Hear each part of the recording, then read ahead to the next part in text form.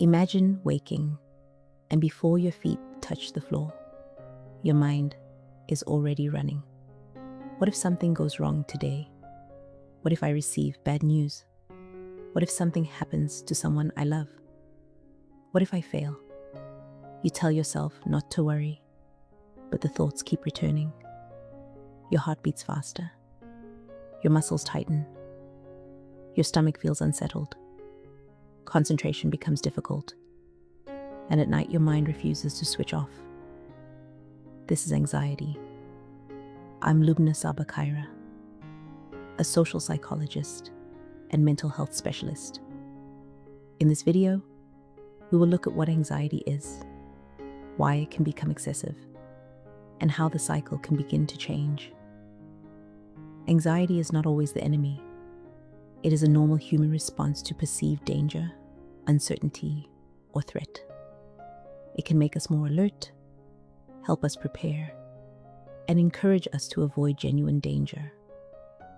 The difficulty begins when anxiety becomes persistent, hard to control, or starts interfering with sleep, work, relationships, and everyday life. It is helpful to distinguish anxiety from fear. Imagine that a dog suddenly runs toward you. Your heart races and your body prepares to move. That is fear, a response to an immediate and identifiable threat. Anxiety often looks toward the future. You may be sitting safely at home while your mind asks, what if I meet a dangerous dog tomorrow? What if I embarrass myself? What if I lose my job? The event has not happened, but the body begins preparing as though the danger were already present. The physical symptoms are real.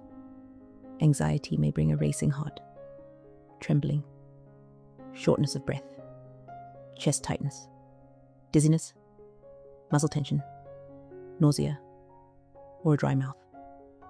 At the same time, the mind may become restless, irritable, unable to concentrate, or convinced that something terrible is about to happen. Now consider how the anxiety cycle works. You receive a brief message from your manager. Can we talk tomorrow? That is the trigger. Your mind interprets it immediately. I must have done something wrong. Your heart begins to race. Then another thought appears. I might lose my job. You may avoid the meeting, repeatedly check the message, ask others for reassurance, or spend hours imagining the worst possible outcome. These actions can bring temporary relief. But the brain may learn a powerful lesson. Avoiding the situation kept me safe. The next time something similar happens, the alarm may become even stronger. Avoidance reduces anxiety in the short term, but it can maintain and strengthen anxiety over time. This is how a person's world can gradually become smaller. First, they avoid a crowded event, then public transport, then shopping alone. What feels like protection can slowly take away freedom. The good news is that anxiety can be understood and treated. A careful professional assessment considers symptoms, duration, triggers, sleep, avoidance, panic attacks, mood, substance use, and possible medical causes. A questionnaire may help with screening, but it cannot establish a diagnosis on its own. Evidence-based approaches such as Cognitive Behavioural Therapy, or CBT, can help people recognize the relationship between thoughts, emotions, physical sensations, and behavior. Gradual, planned exposure can also help a person approach feared situations while reducing avoidance and repeated reassurance seeking. The goal is not to eliminate every uncomfortable feeling.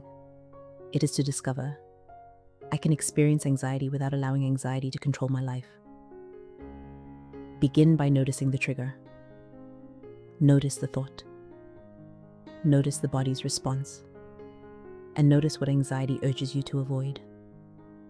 If anxiety is persistent, difficult to control, or interfering with everyday life, seeking support from a qualified mental health professional is not weakness. It is a responsible step toward recovery. Anxiety may be part of your story, but it does not have to write the ending. If you found this reflection helpful, please subscribe, like the video, and share it with someone who may need it. For more conversations about psychology, anxiety, attention, faith, and the inner life, explore our Mind and Spirit playlist.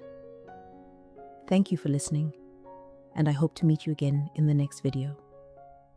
This video is for educational purposes and does not replace individual psychological, psychiatric, or medical care.